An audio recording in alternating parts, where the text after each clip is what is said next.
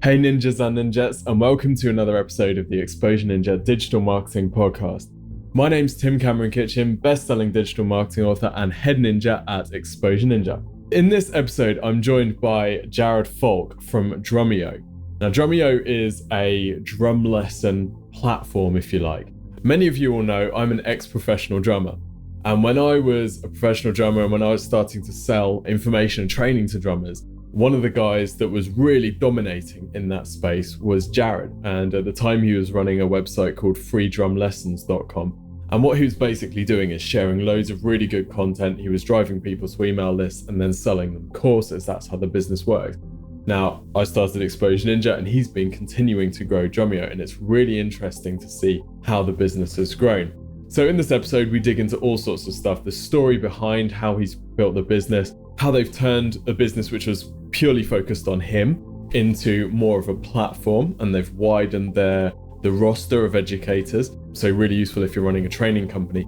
But also Jared shares his strategy on organic traffic. So organic traffic from search, organic traffic from YouTube, organic traffic from Facebook. And I think you'll find it really interesting because actually he takes a slightly different approach to the approach that we normally use at Exposure Ninja. So really interesting. He's a super interesting guy. He's built a really successful business with ridiculous traffic numbers. So I think you'll get a lot out of this episode.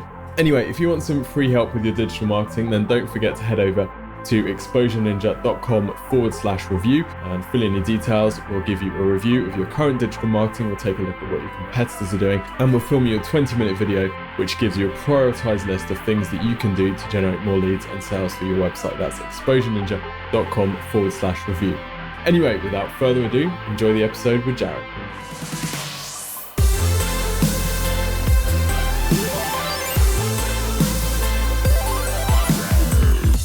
Jared, welcome to the show. Thank you for having me. It's good to be here. So for those who don't know you, maybe you could tell us a bit about your background and give us an overview of what the Drumeo empire looks like. Sure. So we started uploading videos around 2003. And so I always tell people that was like way before YouTube and Facebook, all that other kind of stuff. So I've kind of seen many, many different seasons of the online space throughout those years. And so we started off selling downloads, and then that didn't really work because people weren't really comfortable with downloads back then. So then we went to selling DVDs, and we did that for probably 5 or 6 years. Got pretty good at publishing DVDs. And then in 2011 is when we launched, we call it Drumeo Edge, and that's basically our subscription service. And that started off as just like a really small library of videos that people would pay like $37 a month to sign up for, and they could learn drumming. But now it's turned into something where it's $29 a month or $200 a year, and you get a new video lesson every day. That's essentially what that is. And so people can get a sense of the scale. Are you happy talking about what sort of traffic numbers, just complete ballpark figures that you're looking at? Yeah, so like I said, because we've seen so many seasons of the internet when it comes to marketing, we've been in the season, like the heydays of Google AdWords, where you could convert people for $2. So we got really into pay-per-click advertising, and we still do that. We still do some Google ads. We got really into search engine optimization. So we put up a bunch of like microsites. We own like 400 domain names. We had all these those link charts set up where we like cross-linked all of our websites and built out content for each one of them that was totally unique. So we did lots of SEO, and now we've got into like lots of social marketing as well. So, Facebook ads, organic Facebook marketing, and then YouTube has been really great for us as well. And so when it comes to traffic, I think it's between 30 and 50,000 people a day go to the website properties. When it comes to like impressions or views, like I think we get 2 to 3 million views per month on YouTube, and there's around 600,000 subscribers there.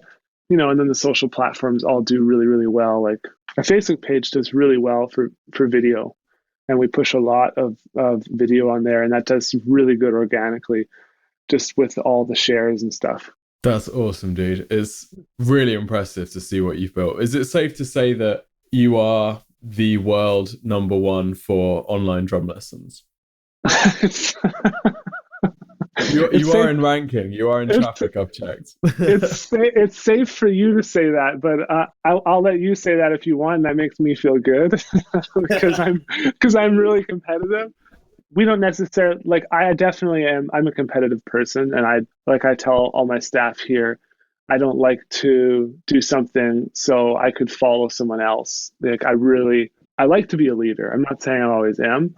That's always my goal. Is like if I'm going to do anything, if we're going to get into teaching drums online, I want to be the leader in that space.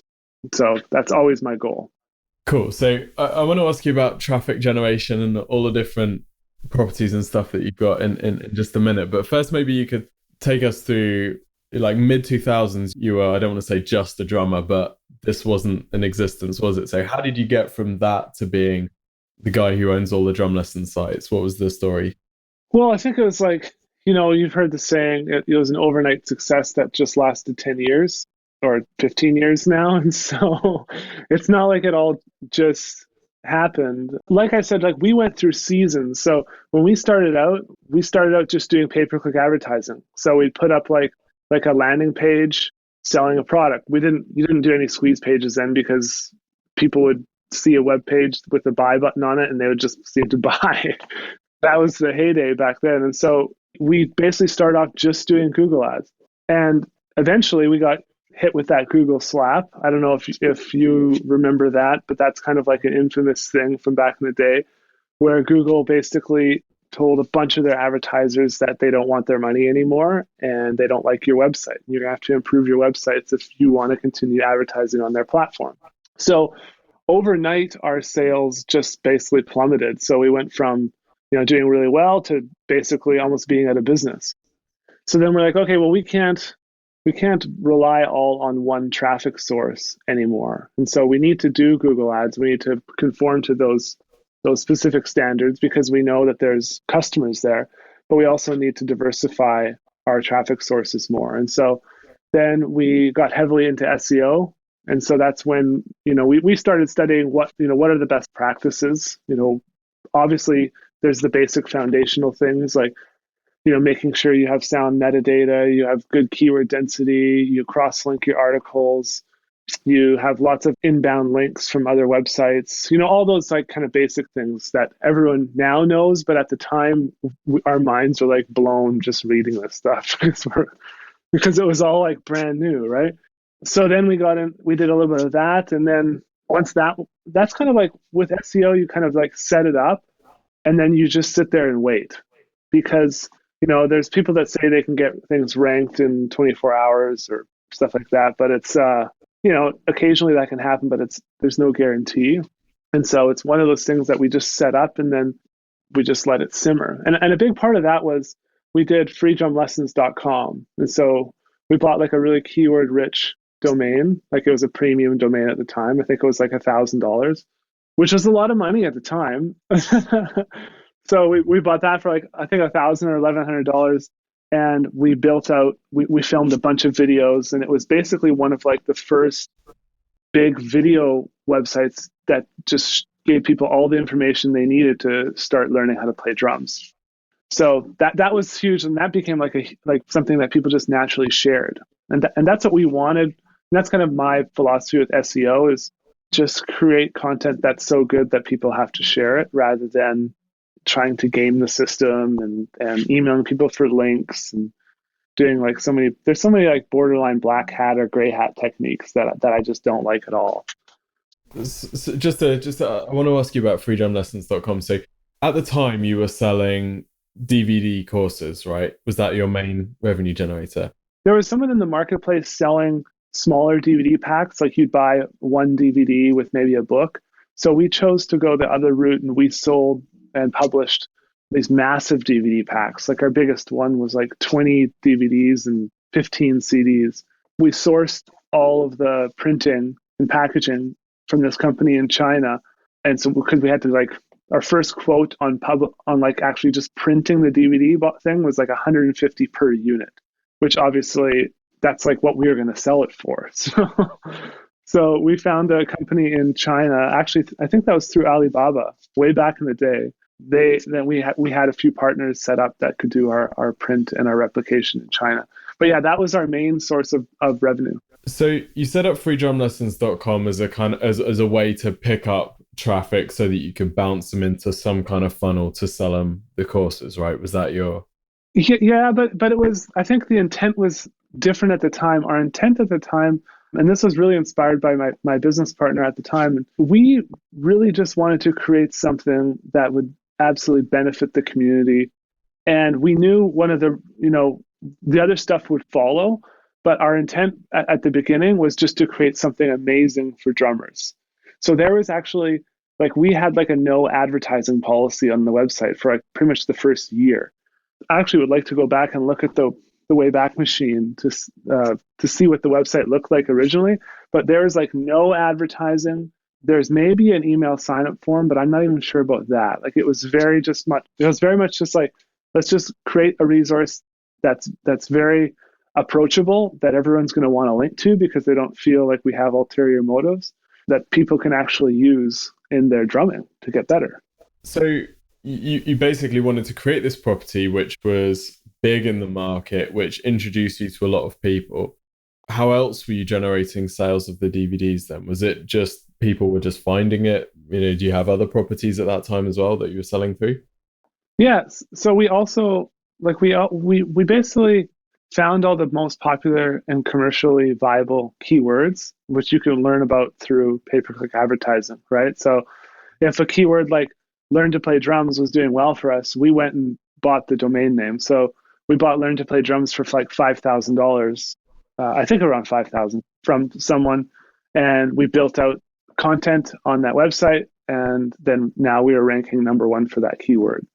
We did the same with like howtoplaydrums.com. We did the same with like learningdrums.com, learnhowtoplaydrums.com, drumlessons.com, drummerlessons.com, drumminglessons.com.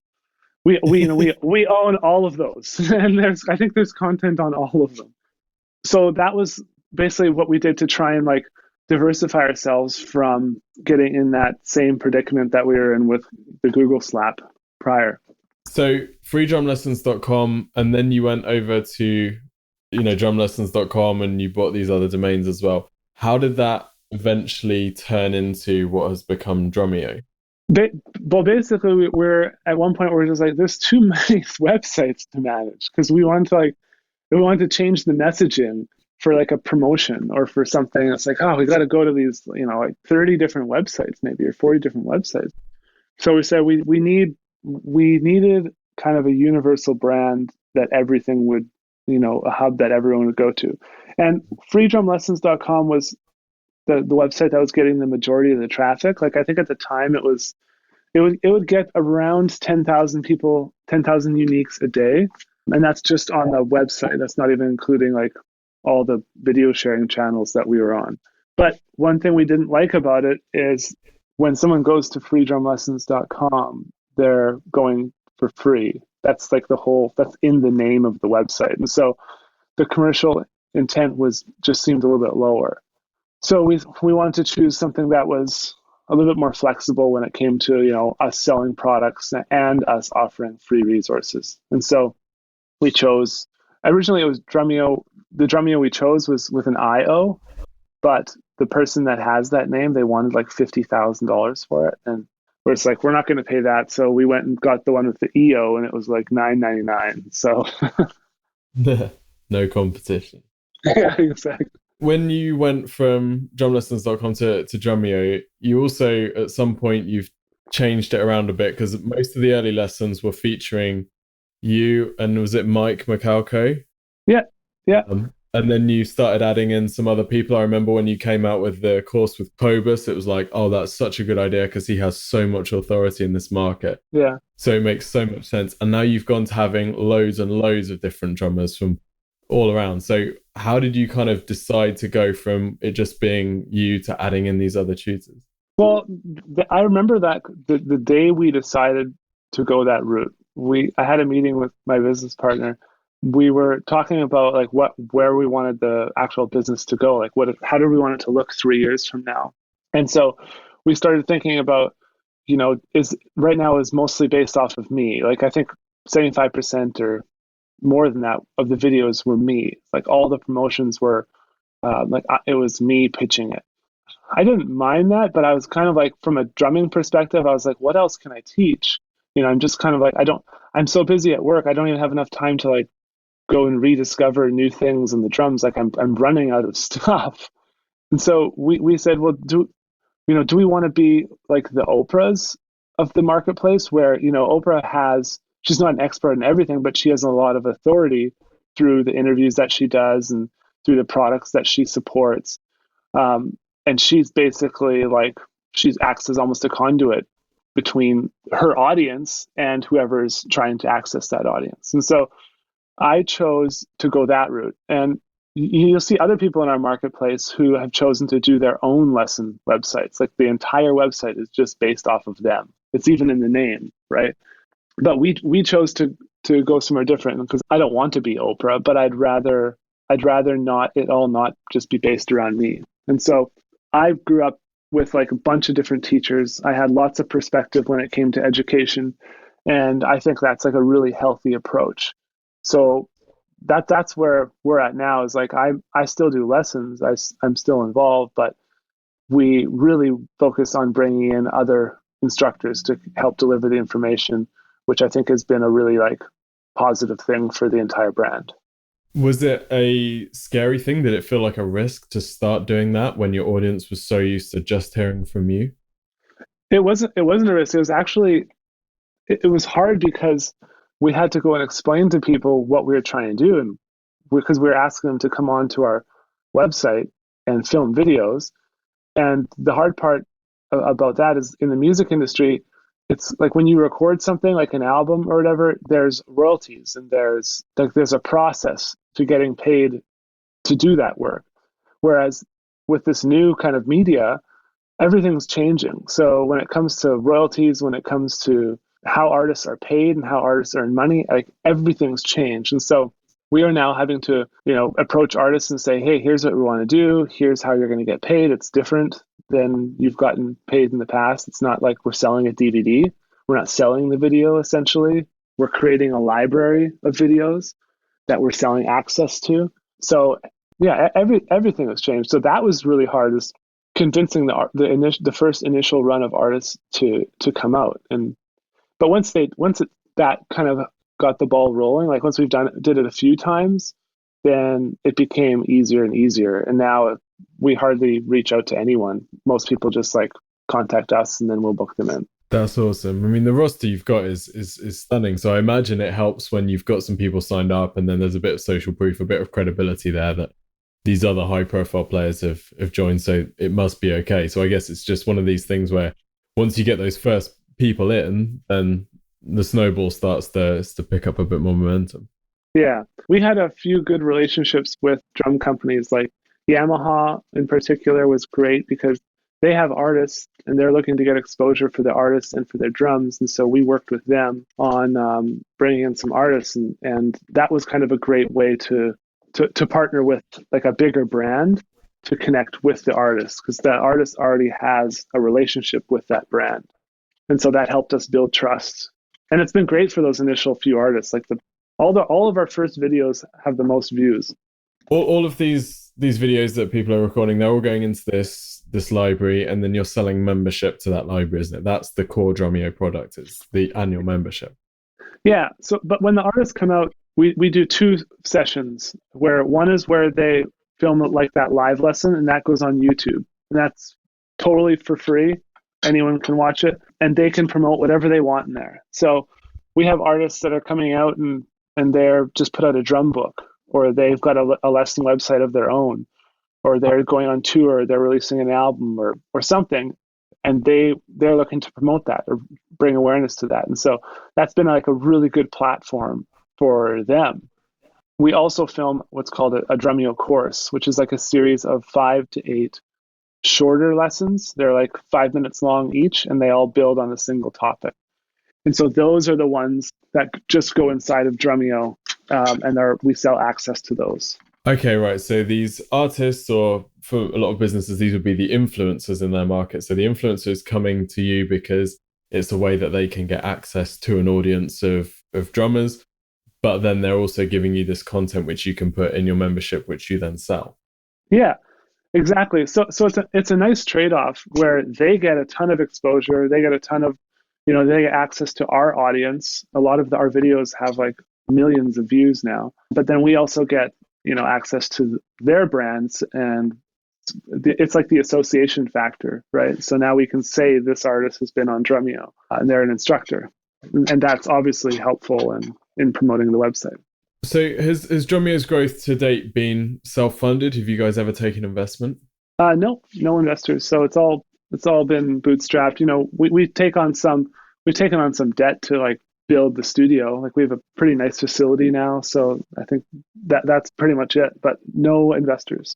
That's awesome.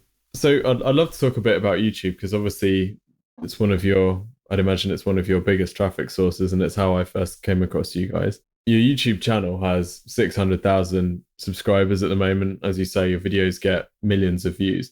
Have you consciously built this? Is it just you're putting content out there and you're just seeing what happens, or are there ways that you've shared those videos, and particularly for the videos earlier in the channel's life, were there ways that you're promoting that and generating subscribers? YouTube for us it's simply like a channel or a tool. Like it's one of those ways that we generate traffic. But my philosophy around traffic generation is like never put all your eggs in one basket, never build your entire brand on rented land, but always utilize the tools that are working the best. And so YouTube does work well for us, but I wouldn't say it's our best converting. I don't think it's our best converting channel. It's just one of our channels that does really, really well. And I think it helps to build community, build relationship with our audience, and just overall build the brand. But when it comes to content creation there, I think the same approach for content creation that we use for social, we'll use a similar approach on YouTube. That's maybe not always the best, but that's where we're at right now. I guess you're picking up new people on YouTube in a number of ways because you're featuring these influencers, these in your case the drummers. You've got videos which are optimized for their names, so anybody who's searching for whatever Thomas Prigden drum lesson or whatever, they're going to find the video on your site, so they're going to become familiar with your brand. And then you've also got the kind of more general drum lesson phrases. It's going to be a super informational search, isn't it? So it's exactly the sort of stuff that people will be looking for on YouTube. Like how are you driving people from YouTube back to the site? You mentioned that you don't think it's necessarily your best converting thing. Is this something that you just feel people are just consuming the content free and not coming over, or is there any kind of lead magnets that you're using to drive them back onto the Drumeo site? The majority of people who view the videos don't sign up or don't come to the website. They're simply just going and looking for that quick shot of inspiration or education or whatever, and then they leave and they're on their merry way because YouTube is obviously trying to keep people on YouTube. That's most beneficial for them. So we do some stuff where like within the videos we'll pitch a trial, but those never, they never do that good based on how many views you get. It's more of a branding thing. Like we don't have a lot of, like I don't even know, like the YouTube has cards, they have annotations that are kind of being phased out from what I understand, but we don't really track like how many people are getting driven from YouTube to our website and then converting into customers. It's just like the life cycle and the flow of customers these days is it's become so convoluted because it's not like someone just like searches Thomas Pridgeon, sees a Drumeo lesson, watches it, and then goes and signs up. It's much more. I think the life cycle is a lot longer. Like the time when they first see your brand to when they sign up is it could be 3 months or longer. Like some people message me and say they've been following me for a year and they finally signed up. That's just the reality of the marketplace, and that's what's making it so hard for new businesses starting out. Is you have to have the time to just like wait. You got to wait out your customers. You got to really build value over a long period of time, be consistent in providing that value, and then eventually you will be rewarded. But you have to be able to wait that long. If the customer journey is so kind of convoluted and mixed up, how do you guys decide where to focus your marketing time? How do you know, for example, that YouTube is an important channel for you or it's generating an ROI compared to something like, say, Facebook? Like Facebook organic, we don't really necessarily track the success of our efforts when it comes to organic marketing. But when it comes to any sort of paid advertising, where we're trading, dollars for clicks or for impressions or whatever, that those are the things we track. The things that are the things that are easier to track. Whereas someone coming from YouTube, like we could add tracked links and stuff like that, but I don't see the same return there. I just like people on those types of platforms like YouTube. As soon as they know you're really trying to move them to your website or really trying to like market to them or sell to them, they basically just leave. Those markets aren't as commercially, they don't, the commercial intent isn't the same, especially in the beginning. So it just takes a long time. So we focus on like we'll create like a page, like we have this page called the 40 rudiments page, and it's this like whole resource where someone could learn the rudiments and track their progress. And there's all these animated GIFs on the page. There's videos of each rudiment. It's like a lot of value. So we'll send people to that page. They'll go there, they'll experience it, and then we'll do some retargeted advertising through Facebook and through YouTube and stuff like that. That does really, really well, and that allows us to track more when it comes to our efforts. So it sounds really interesting because on the one hand, it was saying that, it's going to be useful for branding and it's useful to kind of get out there. And you're obviously putting a lot of attention and time and energy into YouTube. But then on the other hand, it's kind of, you don't feel like it's maybe adding a huge amount of direct commercial value to the business. It's just, what I'm trying to figure out, is it just you like to be visible in the market, you like to be the most visible in the market, and you're hoping that some of that will lead to brand loyalty and eventually conversions down the line? It seems, knowing how well you've built this and how considered, or how effectively it's been built, it seems slightly there's a little bit of a discontinuity, or it feels you know what I mean? you thought it was like more tracked, like it was like super strategic, like we're gonna like put out this video on YouTube and then we're gonna get the customers to come to our website through this type of link, and then we're gonna track them. And it's just like, we could do that, but the time that we'd spend setting all that up, and we'd have to have someone managing it to like actually act on the data. If you don't like review the data or look at it, it's pretty much useless, right? The whole point in having data is so you can make decisions based on that data. And so for me, it's like, I can't see a scenario in which we'd set it up and do anything different or change anything. Like when it comes to utilizing our YouTube channel, we do all the best practices. Like when it comes to tagging videos, when it comes to creating really, really sticky content that's shareable, we look at stats like viewer retention, like what's our average watch time. And right now our average watch time, I think, is like 5.5 or 6 minutes, which if you research that kind of stuff, like that's incredible. Those are the types of things I focus on because I just think the revenue is going to follow. Like, how can it not? If the average watch time on our videos is 5 minutes, people are obviously engaging with the brand. And so we'll spend all of our time new and better content. We'll spend lots of our time. We do marketing, but our ad spend and our tracking is all generally related to paid advertising, like retargeting, paid Facebook ads, paid Google ads. That's where we really track the results of that kind of stuff. But when it comes to like the Thomas Pridgeon video that we spent money filming, we brought him out, we paid him a fee, all that kind of stuff. I don't know how much I've made from the Thomas Pridgeon lesson. I don't know if I've made anything. I'm assuming we have, but I don't know. Maybe someone in your audience or someone out there will be like, oh, this is the way you could do it. That'll be super easy, and you could track all of it.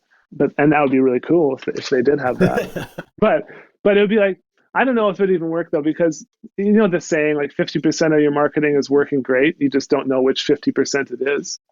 Yeah. And that's kind of how I feel when it comes to like organic marketing. When it comes to like putting videos on Facebook, like we just had a video that got like 1,000 shares. It has like 250,000 views. Like what is the value of that on Facebook? 250,000 people are exposed to the Drumeo brand. There's no direct link in the post. What is the value? I don't know. I'm assuming that it's good. Maybe Yeah. that's a little bit naive, but I can't see 250,000 brand impressions being a bad thing. No, no. Well, clearly what you've done is you've built, I'm going to call it the largest drumming educational organic visibility on every network. And obviously that's turned into a successful business. I guess I wish I had your balls to be kind of confident that the two are correlated. I'm a little, I'm a little more anal in wanting to know that every single thing is turning into whatever, but it's clearly working. And I guess the other thing that you've done on all of these channels is you've built up huge audiences that when you do want to run some Facebook ads or you do want to run some YouTube retargeting, you've got massive audiences there because you've built up such huge organic visibility by just purely being about adding as much value as possible and not asking for the conversion, not kind of soiling that, if you like. It's just, you're just purely giving, aren't you? Yeah, and you run an agency, right? So you do client service work. Is that correct? Yeah, that's right. Yeah. So when a client, like, because I've worked with agencies before, I've done client work for people, and I've also paid as the client. And so if I'm paying as the client, or if I was ever working for a client, you know, that client, if they have 10 grand or 20 grand that they're doing on a spend, they want to know how much money they made back. So that's where you are almost forced to have to prove that return on investment for them. And in business startups, like if someone's just starting up, like people always ask me if they should do paid ads or if they should do this or they should do that. And my thing is if you're doing any sort of paid promotion, especially in just the startup phase, if you can't track it, you shouldn't really be doing it. Especially in the beginning, because your money is like, if you run out of money, your business is done, right? And so that money, you have to be so diligent with how that is spent. You have to be such a good steward of that money. If you're not, then you're screwed. And so every business has its seasons, and so we're now in the place where we love to do that type of branding marketing. Just like, Coca-Cola will put a banner on the hockey rink, right? I got to give my Canadian hockey reference here, but the Coke will put like a banner on the hockey rink. How do they know what the return on that is? They'd probably spend 10 grand a year on that and have no idea how much that little banner on the boards in the hockey rink actually made them on a return. Like, that business is huge. We're in a very, very small niche. Like, the drum education niche is tiny. Yeah, that's kind of my feeling around that. It's like, there is the branding marketing that you can do, and if you can do it cheaply, that's even better, because then you don't have to worry about what your return is, and you can just test things. And now everyone has their phones; they can easily just film a video and put out value, and it doesn't cost them anything other than time. But if you're doing like an ad spend, or you're doing like a specific like campaign, then do your best to like track that spend and work with a company like yourself, if you can, who has the knowledge on actually how to track that stuff, because I think that's really, really important in the early stages of any business. Oh, okay. I want to ask you about, for example, a paid campaign then that you would be tracking. So you mentioned the 40 rudiments post. So what you've done there is you've created an awesome piece of content which people check out, and then you retarget them on Facebook and YouTube, right? Mm-hmm. So take, for example, the Facebook campaign. What would be the sort of Facebook campaign that you'd run to follow up a post like that? Like, to follow up like the 40 rudiments then? Yeah, like what would be your goal? Are you looking to drive someone to a sign up for something which is related to the 40 rudiments? Are you looking to try and bounce them straight into a membership? Yeah, no, definitely not straight into a membership. We've tested both when it comes to that. So there's there's like a what is it called? A reverse opt-in, where you provide some value first and then ask them for the opt-in afterwards. And the 40 rudiments is kind of a hybrid of that. And so when they go there, they get some value. They can view videos. They can learn about the rudiments. But if they want to track their progress with what they're doing, so if they want to like know where they are with single stroke roll, or what the rudiments they completed and they want to add specific rudiments to a list so they can kind of, organize their practice time. That's where then they'll be required to sign up with their email address. And then we do other stuff as well, where it's just like a front end opt-in. Like we have something called the Ultimate Drummer's Toolbox. It's like a bunch of stuff that we give to the students when they sign up with their email address. And so we do a little bit of both there. And in that case, like we will track the cost per opt-in, like the cost per subscriber. And then we'll track those people over the next 3 to 6 months to see how many of those actually converted into buyers. And then we'll know whether or not our ad spend was effective or not. So are you always looking to generate an email, and then the email is how you make the majority of your sales? Is that accurate? Yeah, I think email is still the best, like one of the best converting channels, but it's very much supported by everything else.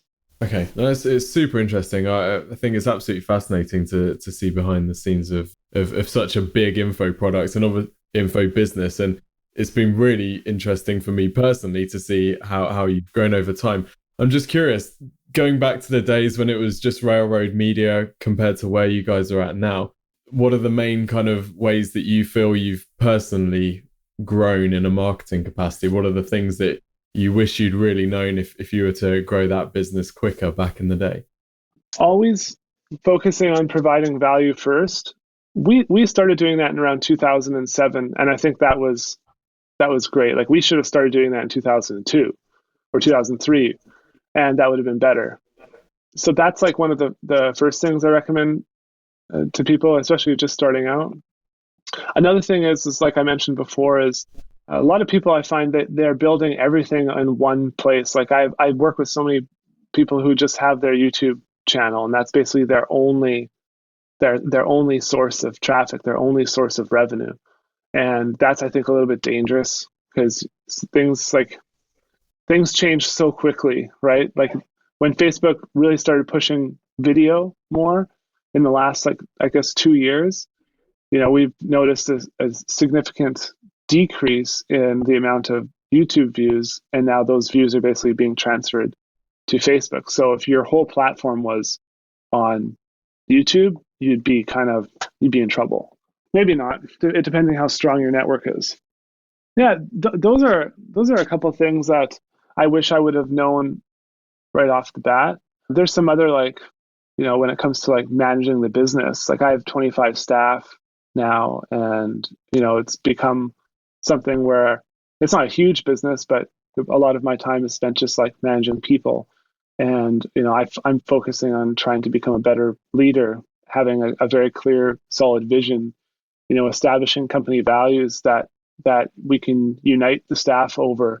So that's the kind of stuff that I'm really like, that's top of mind to me right now.